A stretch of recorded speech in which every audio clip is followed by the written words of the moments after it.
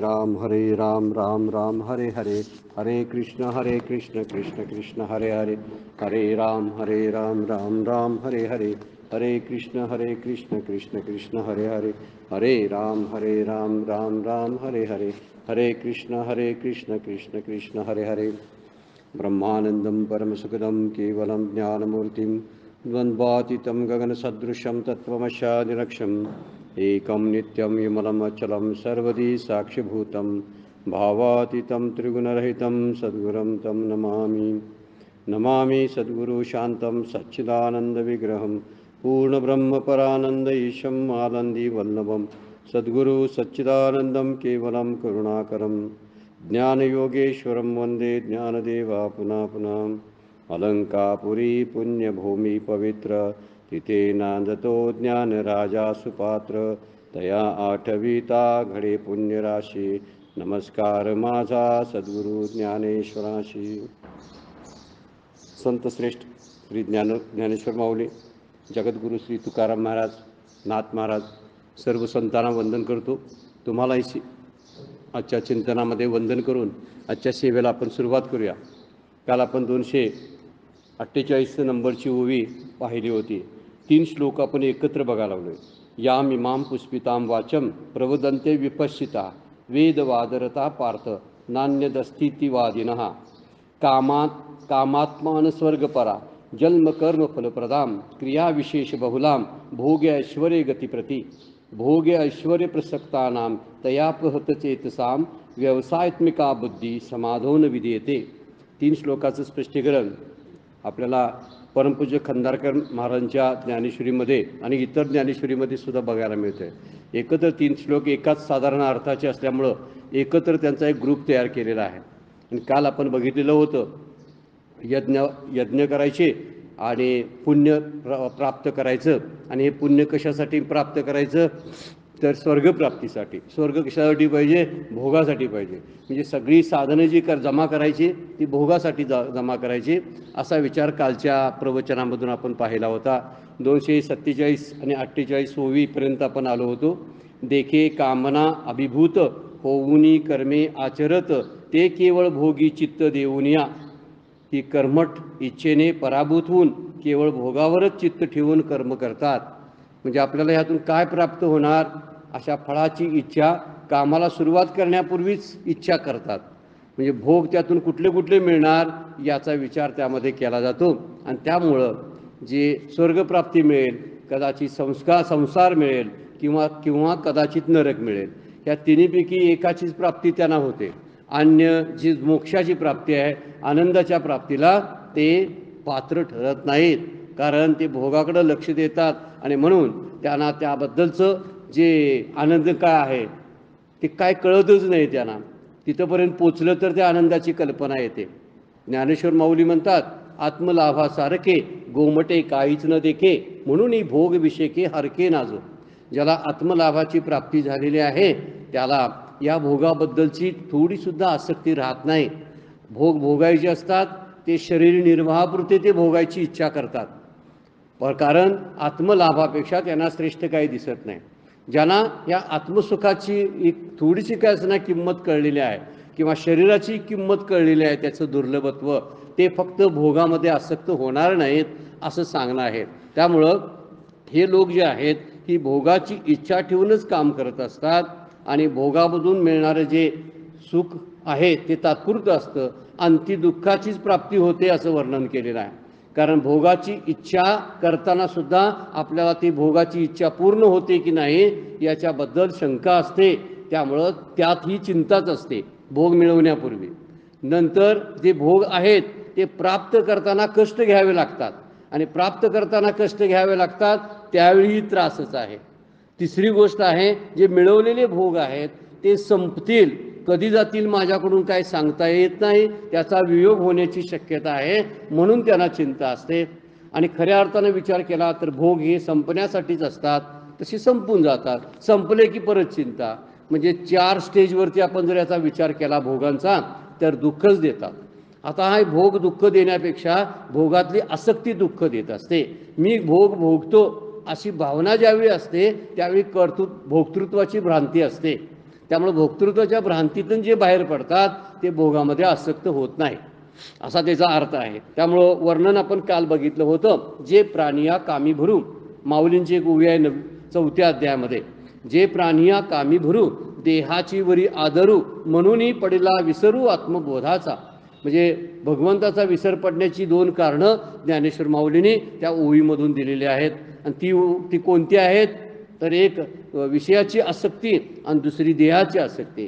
म्हणजे आपण म्हणून त्याला देहाची भ्रांती, देह सत्यत्वाची भ्रांती, आणि दुसरी जी आहे ही विषयांची भ्रांती आपण म्हणू. या दोन्ही भ्रांतीमध्ये अडकल्यामुळं त्यांना आत्मबोधाला पारखे होतात. आत्मबोध शब्दाचा अर्थ आहे भगवंताचं दर्शन, भगवंताची प्राप्ती, आनंदाची प्राप्ती, असे वेगवेगळे शब्द आत्मज्ञानासाठी वापरतात. आपण आत्मज्ञान म्हणजे का कुठलं तरी गोष्ट एखादी प्राप्त होणार आहे अशातली गोष्ट नाही, फक्त जे आपल्याकडं आहे ते कोणती गोष्ट आहे त्याची जाणीव होणार आहे. आपल्यात कुठली शक्ती आहे ती आपल्याला कळणार आहे, त्याला आत्मज्ञान म्हणतात. हनुमंतांना त्यांना जी उड्डाण करायची शक्ती होते ना ती त्यावेळी माहितीच नव्हते. जांबुवंतांनी किंवा अंगदांनी त्यांना दाखवून दिलं की आता समुद्राच्या पलीकडे जायचं आहे, लंकेकडे जायचं आहे आपल्याला, आणि कसं जायचं असा प्रश्न पडल्यावर त्याची शक्ती त्याला आठवून दिली जांबुवंतांनी की तू उडू शकतोस आणि समुद्रपार जाऊ शकतोस. असं सांगितल्यामुळं त्याच वेळेस हनुमंतांना कळलं की माझ्यामध्ये आत एक उडण्याची शक्ती आहे. तसं श्री गुरु भगवंत शास्त्र आपल्याला दाखवून देतं, तुझ्यामध्ये ते सुख अगोदरच प्राप्त आहे, फक्त त्या सुखाची एकदा ओळख करून घे. अशी सुखाची ओळख झालेली जी असतात त्यांना भोगाविषयीची आसक्ती राहत नाही. त्यामुळे भोग मिळवावे, ते प्राप्त करावेत, प्राप्त केले तर ते केवढे करावेत याचा विचार ते करतात, त्यांच्याकडे विवेक असतो. असं 248 नंबरची ओवी आपल्याला सांगते, देखे कामना अभिभूत. त्यांचे मुख्य गोष्ट कोणती असते तर इच्छा. कामना शब्दाचा अर्थ आहे इच्छा, अभिभूत म्हणजे त्या इच्छेने पराभूत होतात. पराभूत होतात याचा अर्थ ते इच्छेच्या अधीन असतात. इच्छा झाली की त्यांना काही सुचत नाही, ते अस्वस्थ होतात. हे हवंच मला असं वाटायला लागतं, याच्याशिवाय माझं चालणार नाही असंही वाटायला लागतं. ती आपली गरज आहे की हौस आहे, ह्या दोन्हीतली मधली सीमारेषा सुद्धा त्यांना अस्पष्ट दिसायला लागते. गरज आणि भोग ज्याला आपण म्हणतो, गरज आणि हौस याला जे 2 भाग पाडलेले आहेत ना, गरज पूर्ण करण्यामुळं फक्त कर्तव्य पूर्ण होतात, त्यामुळं भोगाची आसक्ती राहत नाही. कारण माझी गरज होती त्यामुळे ती मी केलं. एखादी गोष्ट घरी मला हवी होती ती मी घेऊन आलो कारण ती गरज होती. पण ज्यावेळी हौस निर्माण होते, ईर्ष्या असते, कुणापेक्षा तरी मला श्रीमंत व्हावं अशी इच्छा असते, त्यामुळं भोगांची साधनं वाढत जातात आणि परिग्रह वाढतो. आणि परिग्रहामुळं जेवढा परिग्रह जास्त तेवढा दुःख जास्त. पसारा वाढला की त्या पसाऱ्याचं दुःखच होतं. आणि त्या पसाऱ्यामधला जे सारभूत तत्व आहे ते सार कोण भगवंत म्हणतात. येर तो पसारा आणि इथं सारभूत भगवंत म्हणतात. विठ्ठल फक्त सारभूत आहे. आणि हा सार जर कळला, त्यातला मुख्य गोष्ट जर कळली विवेकानं, तर तो काय करतो, फक्त गरजेपुरतं प्राप्ती करायचा प्रश्न करतो. गरजेपुरते जे भोग लागतात, जेवायला पाहिजे, श्वास घ्यावा लागतो, झोपावं लागतं, बोलावं लागतं, ऐकावं लागतं, हे भोग आहेत सगळे पंचविषयाचे. पण ह्यामधल्या भोगामध्ये किती भोगायचे याला मर्यादा घालून तो देतो. पण हिथं म्हणलेलं आहे देखे कामना अभिभूत. अभिभूत म्हणजे इच्छा त्यांना पराभूत करते. वास्तविक इच्छा आपल्या ताब्यात असायला पाहिजेत. कुठली इच्छा करावी याचा विचार आपण करायला पाहिजे, पण करत नाही असा अर्थ आहे. होऊनी कर्मे आचरत. इच्छेला अधीन होऊन ती कर्म करायला सुरुवात करतात. ते केवळ भोगी चित्त देऊन या भोगावरतीच लक्ष देतात आणि भोगावरती लक्ष देऊन चित्त देऊन कर्म करत असतात. आणि त्यामुळं त्यांना जो त्रास व्हायचा आहे आयुष्यामध्ये, जो आता आम्हाला होतो, त्याचं कारण ते आहे भोगासक्ती आहे. हे वेदामध्ये सांगितलेले हे 4 श्लोक आहेत. म्हणजे वेदाचा मुख्य अर्थ कळला नाही त्यांना असा त्याचा अर्थ आहे. संतांना अर्थ कळला, आम्ही सुद्धा अर्थ त्याचा. बरीचशी कर्मकांड वेदामध्ये आहेत, म्हणजे 80,000 काय किती श्लोक आहेत त्यामध्ये 4 वेदामधले. हे सगळे बरेचसे त्यातले आहेत ना, त्यातले 4,000 श्लोक फक्त जे आहेत ना ते विज्ञानपर आहेत. उरलेले श्लोक सगळे कर्मकांडाचे आहेत. कर्म अशी करावीत, हे करावीत, ते करावं, ते करू नये, हे करू नये, याचं वर्णन वेदामध्ये जास्त केलेलं आहे. आणि ज्याला आपण वेदांत म्हणतो हे फक्त 4,000 श्लोक आहेत. उपनिषदांचा भाग जो आहे त्याला वेदांत म्हणतात. आणि हा वेदांत फक्त 4000 श्लोकाचा आहे, म्हणजे फार कमी आहे. म्हणजे जर आपल्याला आत्मज्ञान प्राप्त करायचं असेल तर एवढ्याचीच माहिती करून घेतली पाहिजे. पण भोगामधून चित्त अडकल्यामुळं आपल्याला त्यातून बाहेर पडता येत नाही. जैसा काय म्हणतात, शरदकाली सरिता ओहटू लागे, वर्णन करतात माऊली 12व्या अध्यायामध्ये. तसं चित्त तू भोगातून हळूहळू काढून घे. म्हणजे शरद ऋतूमध्ये जशी नदी हळूहळू आटत जाते, तसं तू तुझं चित्त जे आहे प्रपंचातलं ते हळूहळू बाहेर काढत जा. म्हणजे तुला शांतीचा अनुभव येईल. हे एकदम चित्त बाहेर काढता येत नाही. मुलाबाळामध्ये अडकलेलं असतं, ऐश्वर्यामध्ये आपल्या अडकलेलं असतं, आपली एक प्रतिष्ठा आणि स्टेटस असतं समाजामध्ये. त्या स्टेटसला धक्का लागू नये म्हणून मी माझी इमेज जपत असतो. इमेजला धक्का लागला तर लोक मला काय म्हणतील, या लोकांच्या विचारावर मी अवलंबून असतो. सगळे हे भोगातून घडणारे परिणाम आहेत. फक्त आपण भोगावर लक्ष जर ठेवलं, कोणते भोग आवश्यक आहेत तेच तेवढे मी भोगणार आणि उरलेल्या भोगांचा मी विचार करणार नाही, असं जर होईल तर त्याच वेळी प्रपंचातलं जे चित्त अडकून राहिलेलं आहे, जे भोगामध्ये आसक्त झालेलं आहे, ते चित्त बाहेर पडायला मदत होईल. आता 249 नंबरची ओवी आपण बघायला लागलोय. क्रिया विशेष बहुते न लोपिती विधिते, निपुण होऊनी धर्माते अनुस्थिती. माऊली काय म्हणतात बघा, अग्निहोत्रादी पुष्कळ क्रिया विशेषांचे वेदोक्त विधीचा लोप होऊ देत नाहीत आणि प्रत्येक विधीविषयी दक्ष राहून धर्माचे अनुष्ठान करतात. आता हे धर्माचं अनुष्ठान ह्यांच्या दृष्टीनं कोणतं, म्हणजे उदाहरणार्थ आपण सत्यनारायण घालतो, पण सत्यनारायणचा उद्देश काय असतो मुळात, तर काहीतरी भोगाची प्राप्ती व्हावी हाच उद्देश असतो.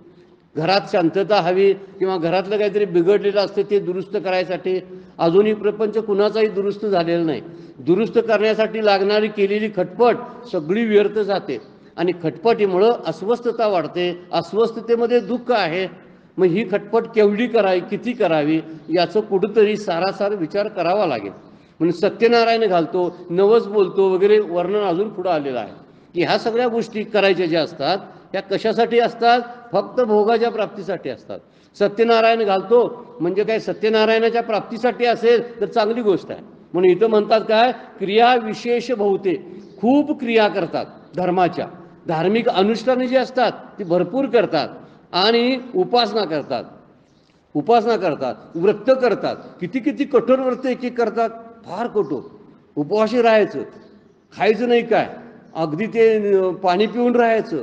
कोण काहीतरी उभा राहून, पूर्वीचे ऋषी मुनी तरी एका पायावर उभा राहून तप करायचे, पाण्यात राहून तप करायचे. आता ह्यातून मूळ गोष्ट काय प्राप्त होणार आहे. ज्ञानाचा जर विचार केला तर ह्या गोष्टी बघाव्या लागत नाहीत, कराव्या लागत नाहीत. पण इथं म्हणतात निपुण असतात ते धर्मामध्ये. निपुण म्हणजे दक्ष असतात. निपुण होऊनी धर्माते अनुस्थिती, अनुष्ठान त्याचं करतात. निपुण शब्दाचा अर्थ आहे दक्षपणानं, सावधपणानं करतात. प्रपंच आपण कसा दक्षपणानं करतो बघा, पण परमार्थ दक्षपणानं करतो का. इथंच खरी खोच आहे जी आपण बोलतो ना, ती संतांनी हितच गोष्ट सांगितलेली आहे मुख्य. जर परमार्थाची साधनं करताना आपण जर सावध असू तर ते पारमार्थिक साधन निश्चित आपल्याला मोक्षापर्यंत घेऊन जातं. पण आपण सावध नसतो कुठल्याच वेळी. प्रपंच मात्र काळजीपूर्वक करत असतात. हरिपाठामध्ये तुकडा आहे ज्ञानेश्वर माऊलींचा, प्रपंच करशी तू दिननिशी, हरीशी न भजशी कोण्या गुणे. प्रपंचाचं सगळं जे आहे ते व्यवस्थित सगळं करण्याचा माणसं प्रयत्न करतात बघा. घरातली माणसं दुखवू नयेत म्हणून प्रयत्नशील असतात. नातलगांना काही आपल्यामुळं त्रास होऊ नये म्हणून प्रयत्नशील असतात. सगळं आपल्या मुलाबाळांचं सगळं पूर्तता करतात. आपलं सगळ्या शरीराच्या सगळ्या पूर्तता करत असतात आणि सावधपणाने करतात. त्या चुका कधी करत नाहीत, व्यवस्थित जातात. पण ह्या सगळ्या गोष्टी करताना असं देवाचं काय करतोय काय मी, नाम घेताना एवढा दक्ष असतोय काय मी, नाही. नाम घ्यायचं म्हणून घ्यायचं जर घेत असो मी, तर त्या नामाचा जो प्रभाव पडायला पाहिजे तो प्रभाव दिसून येत नाही. त्यामुळे नाम निष्फळ होतं.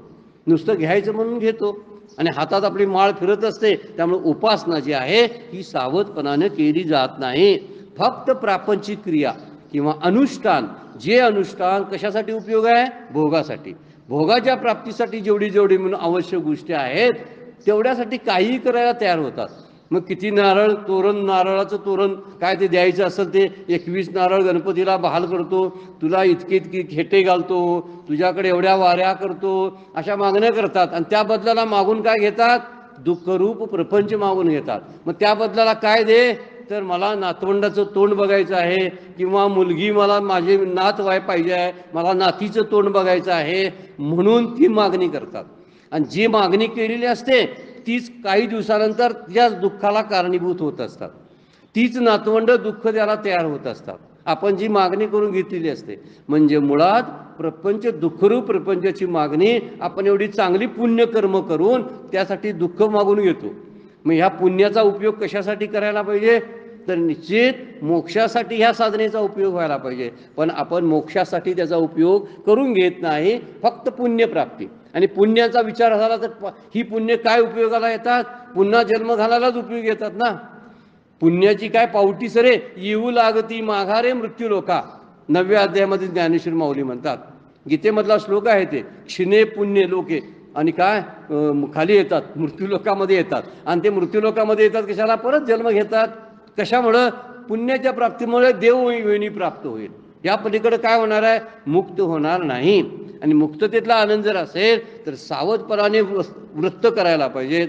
नाम घेताना एवढं आपण सावध नसतो. म्हणून माऊली म्हणतात, प्रपंच मात्र अगदी सावधपणाने करतो, प्रपंचाच्या क्रिया अगदी व्यवस्थित करतो, त्या नटवतो, सजवतो, इतरांना विचारतोय आणखीन काय बदल करायला पाहिजे काय, मी घर बांधायला लागलोय, खोल्या कशा कशा ठेवायला पाहिजेत, याचा सगळा विचार त्यामध्ये असतो.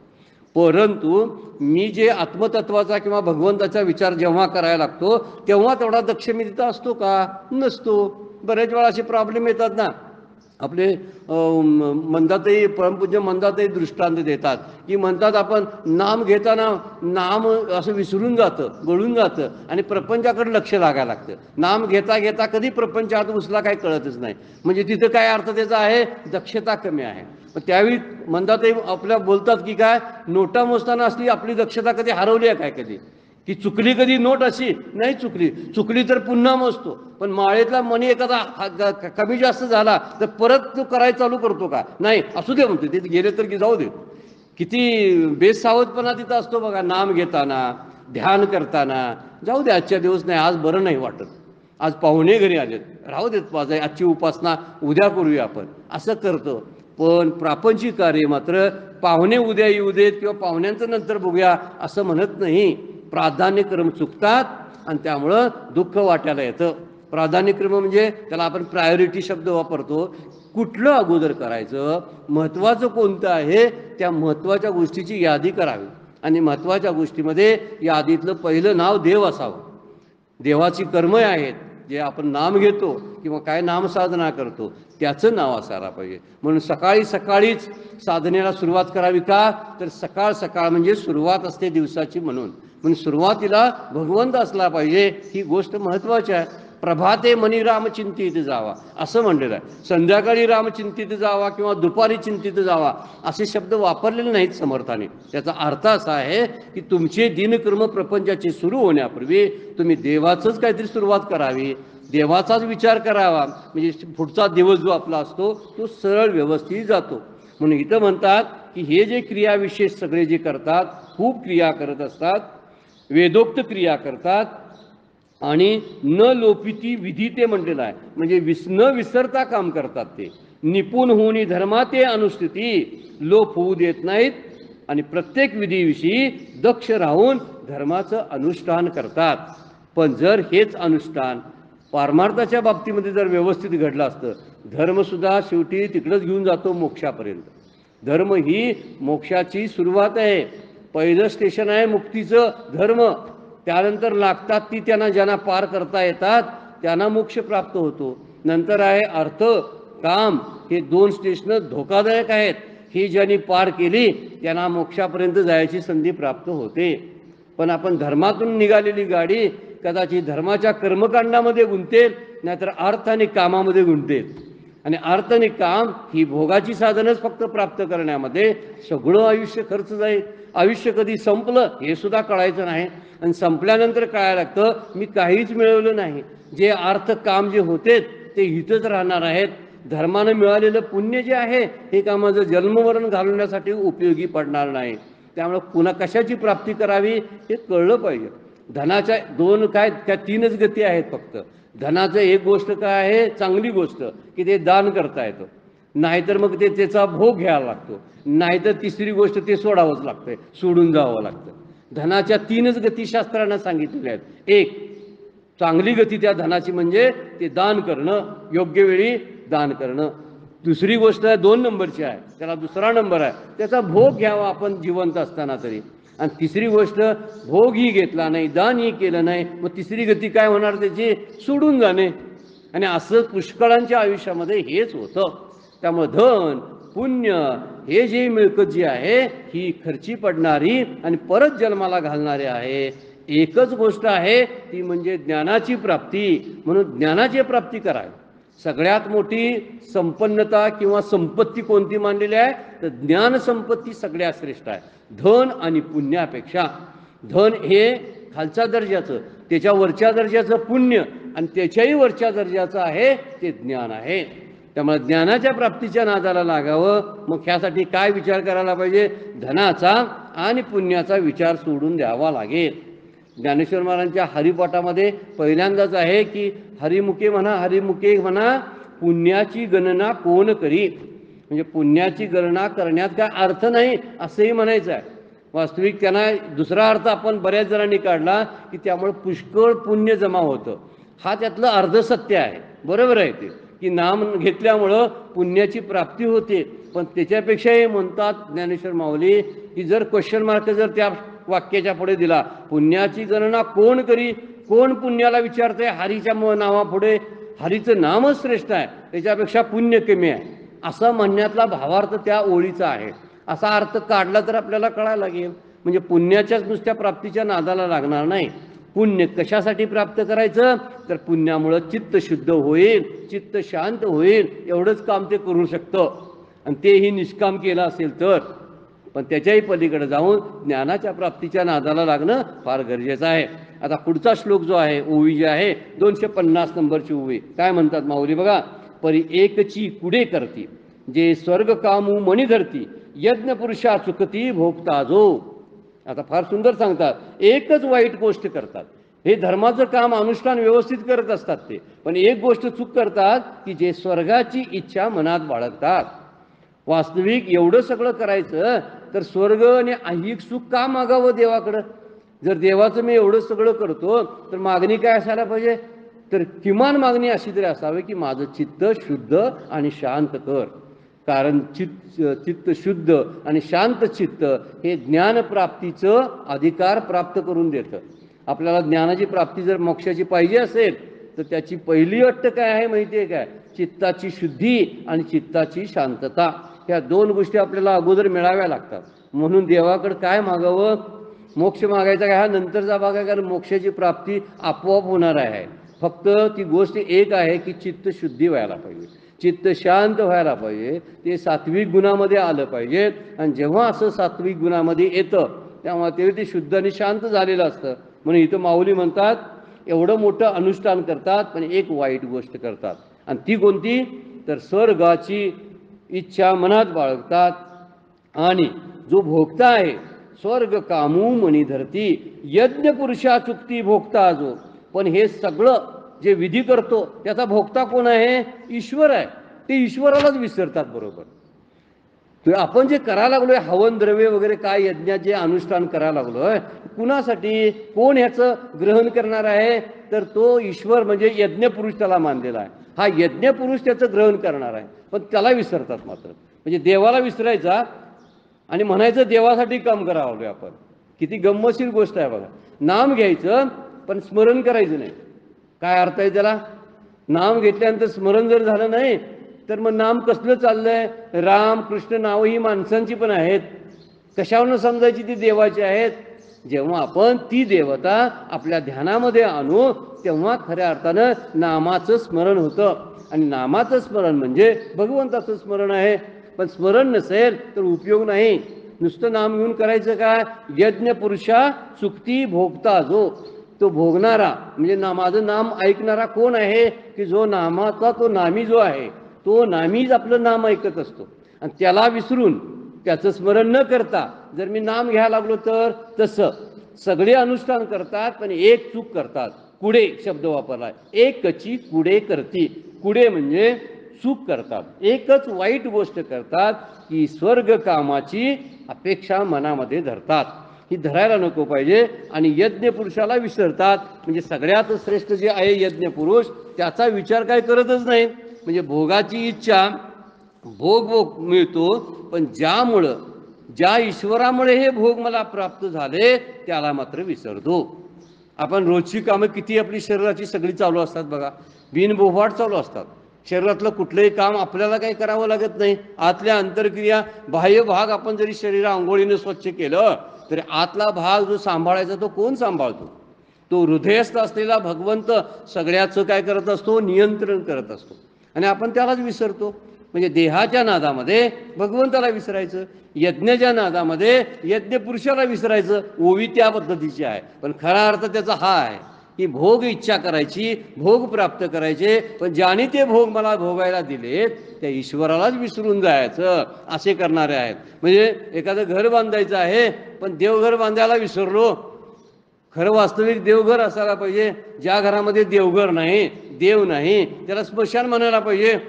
पण बऱ्याच वेळा अशी स्मशानात आपल्याला बघायला मिळतात, नटवलेली असतात, सजवलेली असतात, पाहुण्यांसाठी गाद्या गिरद्या वापरले जातात, गेस्ट रूम असतात, वेगवेगळ्या रूम्स असतात, प्रत्येकाच्या चिल्ड्रन रूम असतात, काय काय आता नवीन नवीन पद्धती आलेल्या आहेत.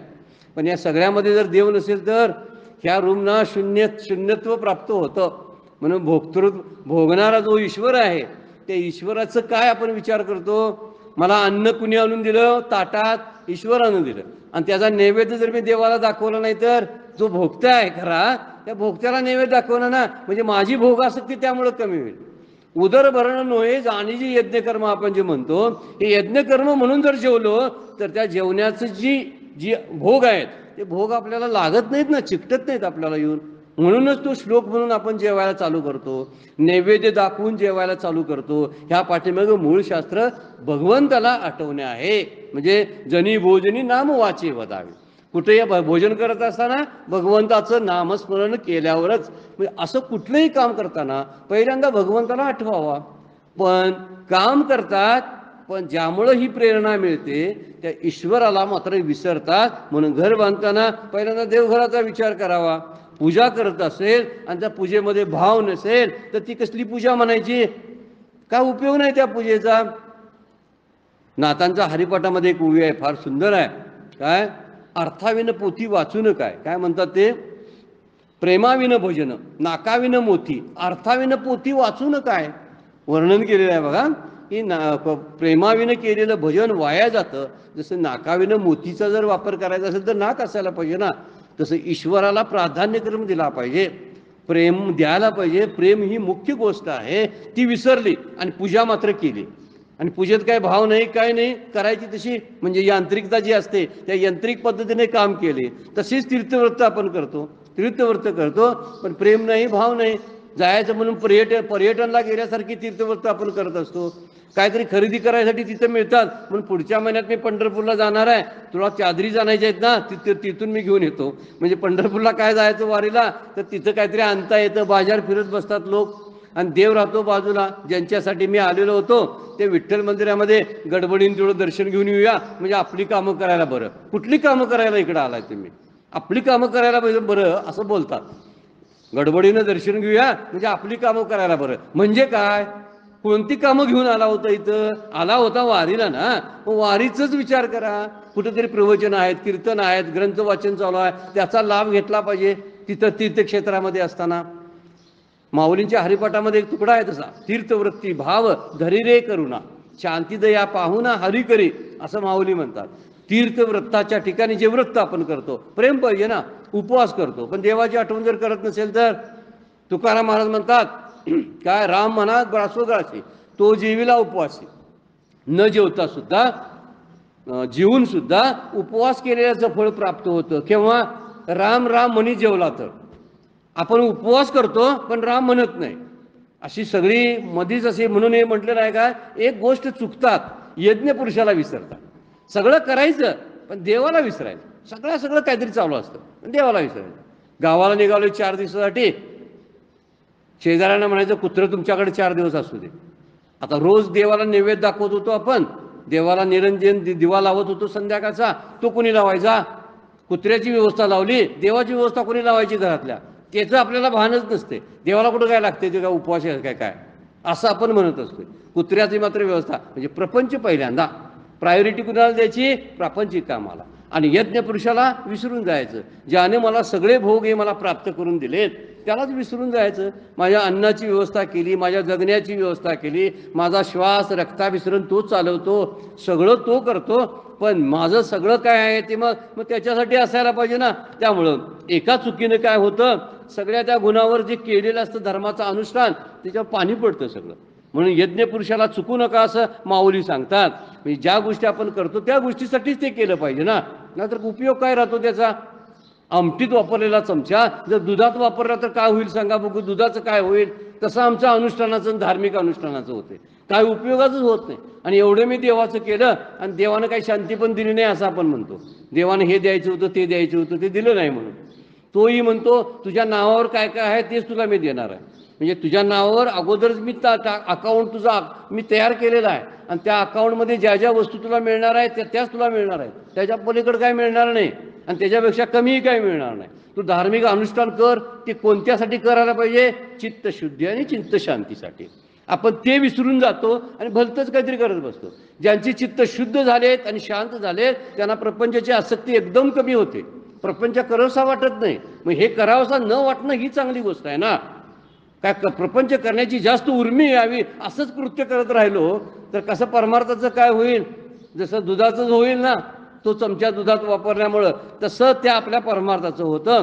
त्यामुळं देवासाठीच देवाची उपासना करावी, देवाच्या प्राप्तीसाठीच देवपूजा करावी, अन्य कुठलंही कारण नसावं.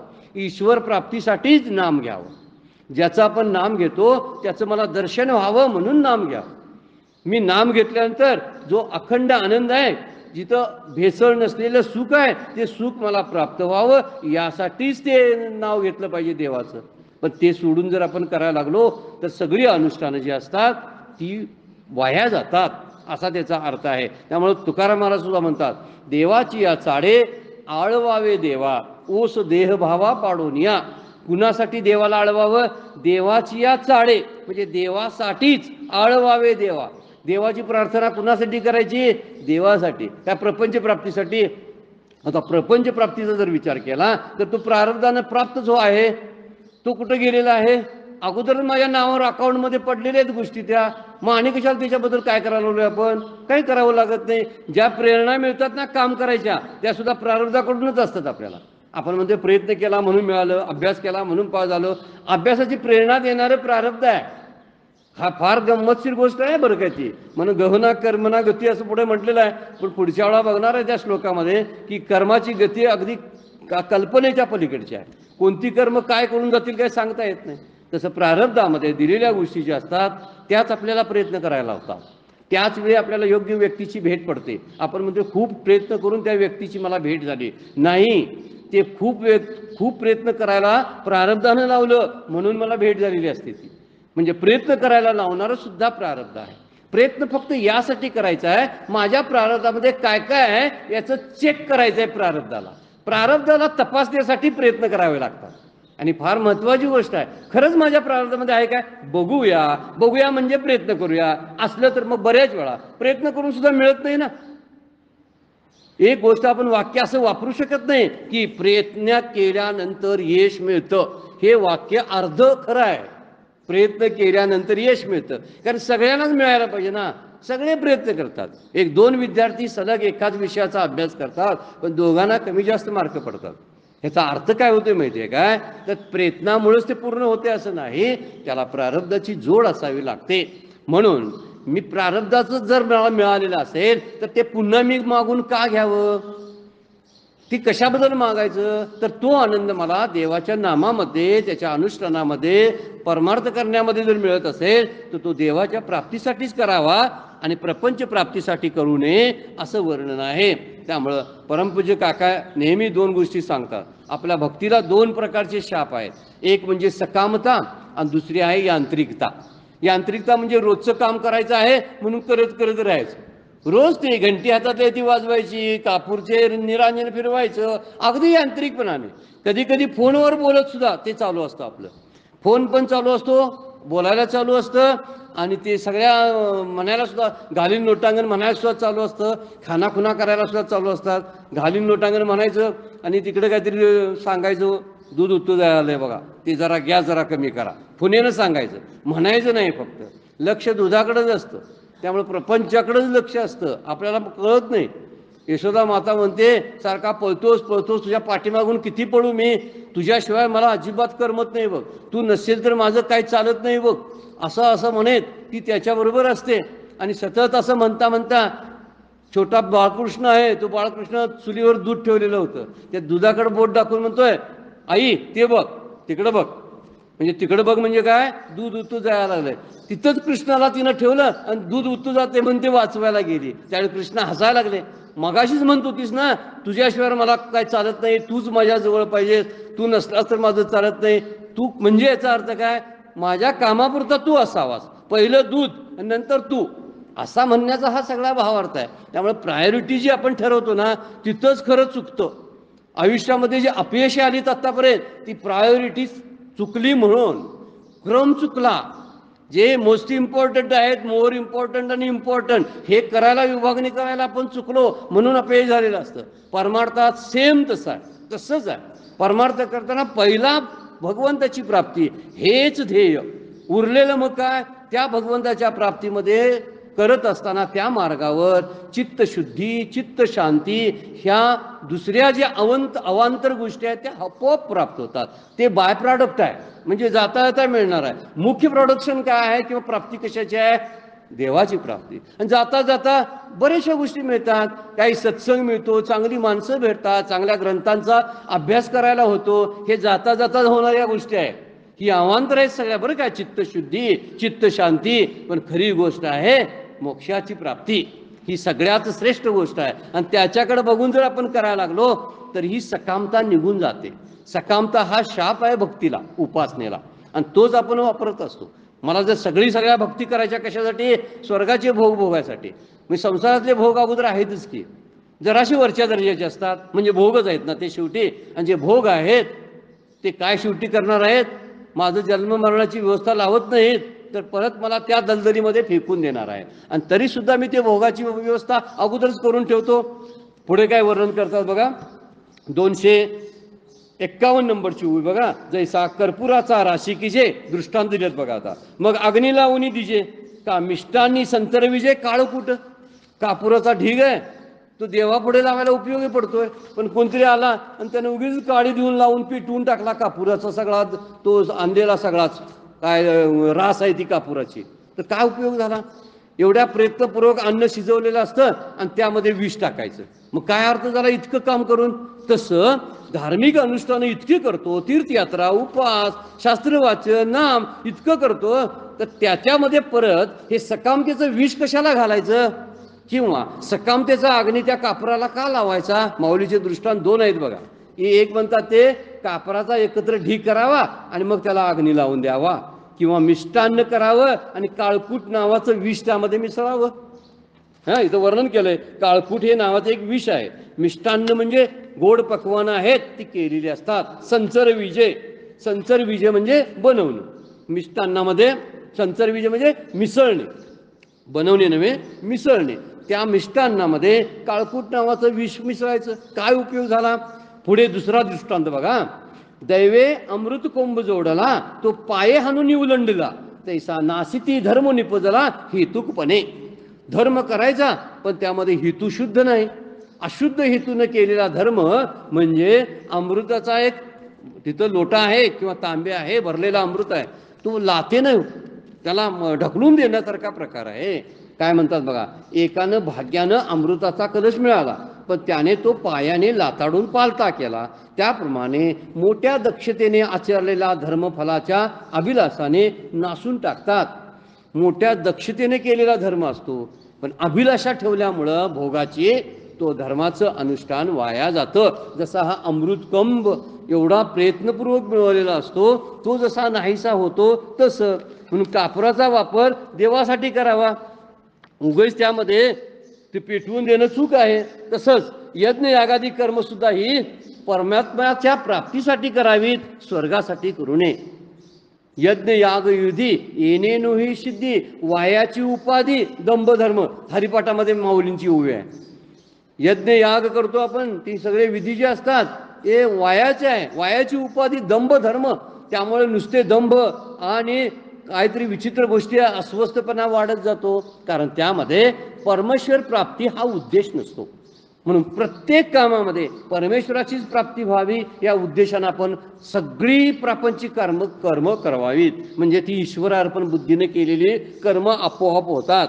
तुकोबांचा एक अभंग आहे बघा, ऐसे उफराटे वर्म धर्म अंगीच अधर्म.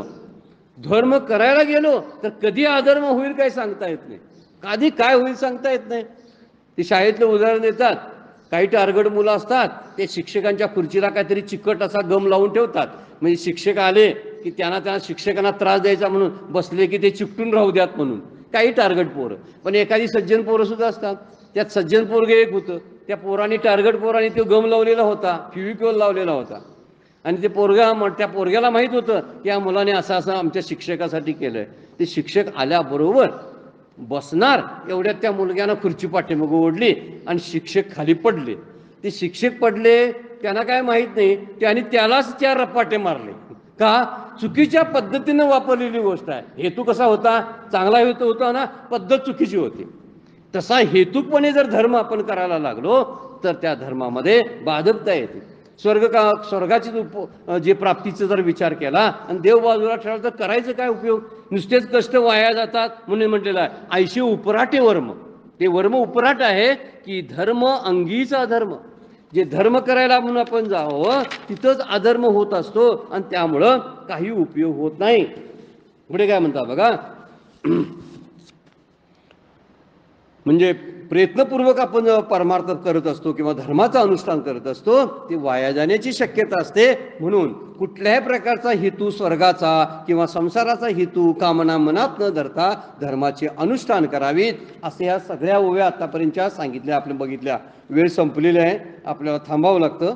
आता आपण 249, 50, 51, 52 एवढ्यापर्यंत 252 पर्यंत आपण बघितलं. 249 ते 52 आणखीन काही 1-2-3 ओव्या राहिलेल्या आहेत, पण वेळेअभावी आपण घेऊ शकत नाही. आजची सेवा श्री गुरूंच्या चरणी अर्पण करतो, ज्ञानेश्वर माऊलींच्या चरणी अर्पण करतो आणि विराम घेऊया.